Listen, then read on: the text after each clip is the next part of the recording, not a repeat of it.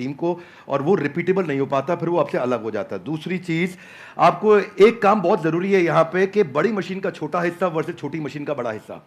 आप क्या कर रहे हैं, आप छोटी मशीन का बड़ा हिस्सा उन्हें बना देते हैं तो वो आपसे इंडिपेंडेंट हो जाते हैं। उनको बड़ी मशीन का छोटा हिस्सा बनाइए। इसमें दो बातें हैं, ध्यान रखना, मैं समझाता हूं आपको। जैसे गाड़ी बनती है, गाड़ी बनने में एक आदमी स्टीयरिंग फिट करता है, टायर फिट करता है, बम्पर फिट करता है, गियर फिट करता है, क्लच प्लेट लगाता है, एक दरवाजा लगाता है, एक विंड स्क्रीन लगाता है। वो सब क्या है, बड़ी मशीन के छोटे हिस्से हैं। वो अपने आप गाड़ी नहीं बना सकते, वो पूरी गाड़ी नहीं बना पाएगा, उसको एक हिस्सा आता है। तो एक हिस्से पे काम कराइए उस टीम से। अगर वो बड़ा हो रहा है और वो छोटी मशीन का बड़ा हिस्सा बन रहा है और उसको पूरी गाड़ी बनानी आ गई है अब, तो फिर वो आपके एम्प्लॉय बनने के लिए नहीं है, अब आप उसको पार्टनर बनाइए तो आपको छोड़ के नहीं जाएगा। और आप उसके साथ एक्सपेंशन में रेवेन्यू शेयरिंग करिए, ईसॉप दीजिए, कंपनी में हिस्सेदारी दीजिए, आप उसको बिजनेस के प्रॉफिट्स में हिस्सा दीजिए, रेवेन्यू का हेयर कट दीजिए, बिजनेस स्ट्रक्चर कर लीजिए उसके साथ, तो वो आपके साथ टिका रहेगा। अभी वो क्यों टिका है, क्योंकि उसको लगता है मैं तनख्वाह पे नहीं, मैं तो अपने आप कमा सकता हूं। तो ये दूसरी चीज है। दो बातें हैं, एक पहला, क्रिटिकल को रिपीटेबल आप टेक्नोलॉजी से बनाइए। मैं मुंबई में एक आइसक्रीम वाला है, वो पिछले 150 साल से आइसक्रीम बनाता है, खिलाता है, और वो बड़ा फेमस है। दुनिया भर में लोग उसकी आइसक्रीम लेकर के जाते हैं, उसका मिल्क शेक लेके जाते हैं, वो ड्राई आइस में पैक करके देता है, डब्बे में सील करके देता है। और मैं भी देखा, बड़ा अच्छा लगा मुझे देख करके, लेकिन तो बड़ा बड़ा लिखा है कि हमारी देश में कोई दूसरी ब्रांच नहीं है।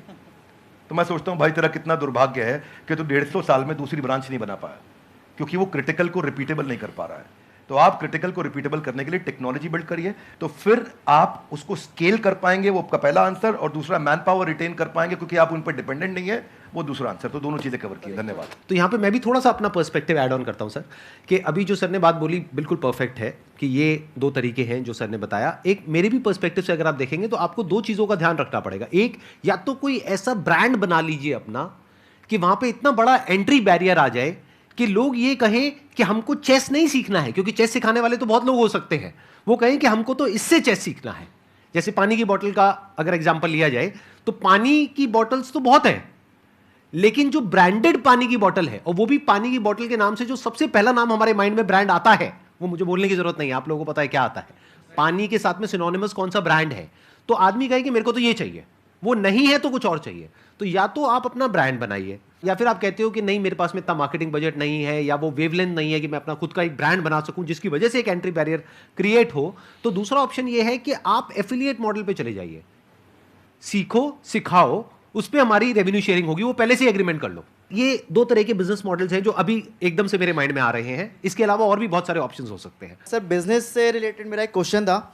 Actually 0 to 5 years old kit बनाई है हम लोगों ने, लर्निंग किट है। एक्चुअली प्रॉब्लम ये आ रही है कि हमारी जो सोसाइटी है वहाँ पे हम लोग वो चीज़ लोगों को समझा रहे हैं, बता रहे हैं, पर वो एक्सेप्ट नहीं कर पा रहे उस चीज़ को।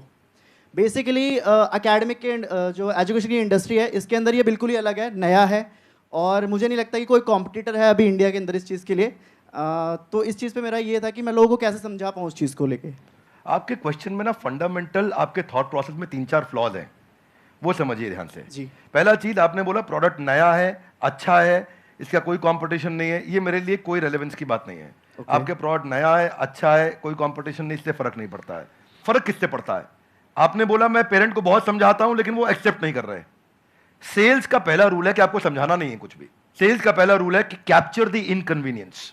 इसको ऐसे समझते हैं, जरा हाथ आगे लाइए, बोलिए कैप्चर द इनकन्वीनियंस। हाँ, थोड़ा ऐसा एक्टिंग करो, इनकन्वीनियंस। जिस दिन आपने इनकन्वीनियंस, देखो पेरेंट परेशान कहां हो रहा है, देखो उसकी सबसे बड़ी तकलीफ क्या है।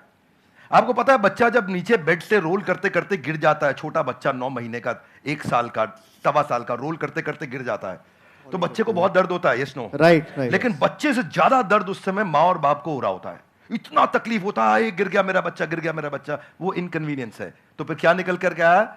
बच्चे के बॉडी कवर्स आ गए, उसके हेड सपोर्ट्स आ गए कि वो नीचे